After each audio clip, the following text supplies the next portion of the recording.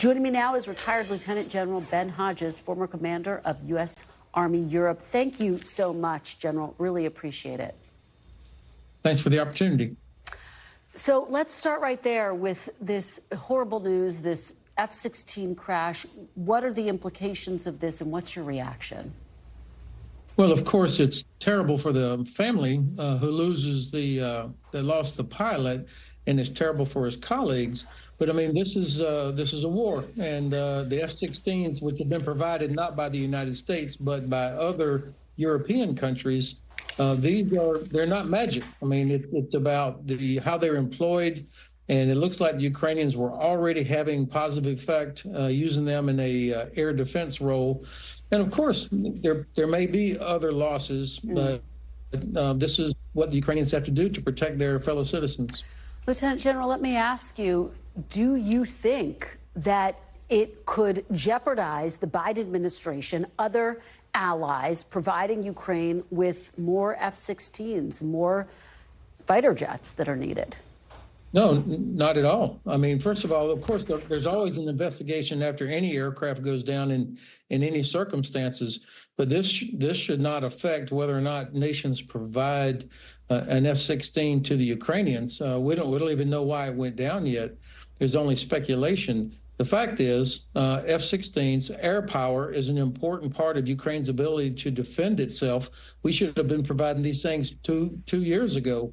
They're just now arriving because we, the United States, have hesitated for so long to provide capabilities that Ukraine really needs to defend itself. Well, you know, Ukraine's defense minister was actually at the Pentagon today. There are reports that he was there to present Secretary Austin with a list of potential targets inside Russia that Ukraine is looking at potentially striking. Do you anticipate that the administration will sign off on additional targets inside Russia? Well, Kristen, I wish they would. These bad policies of ours about limiting what Ukraine is able to do is a direct reflection of the failure of the administration, which, by the way, has done so many good things otherwise for Ukraine, but our failure to clearly identify a strategic objective for this war, that we want Ukraine to defeat Russia. If you don't have a clearly defined objective, it's very difficult to have good policy, and that's where we are right now.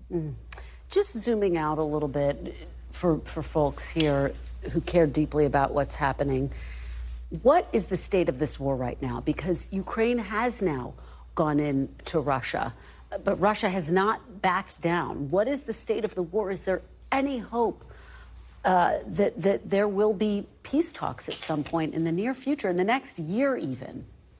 Well, you know, peace talks is not the objective. The objective is helping Ukraine reestablish sovereignty over all of their country, and for the whole world to see that the United States and the West, we are determined to protect things like sovereignty, international law, human rights, international agreements.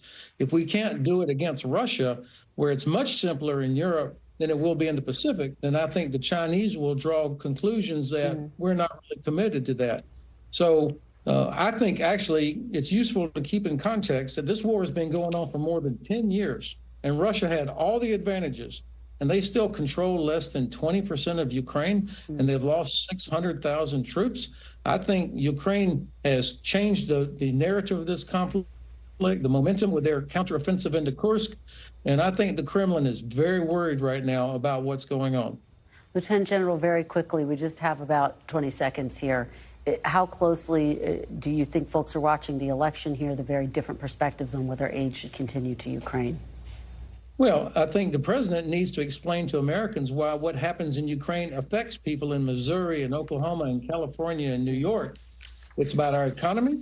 It's about deterring China. And we don't want to have American troops in a war in Europe. So to do that, you make sure that Ukraine defeats Russia in Ukraine.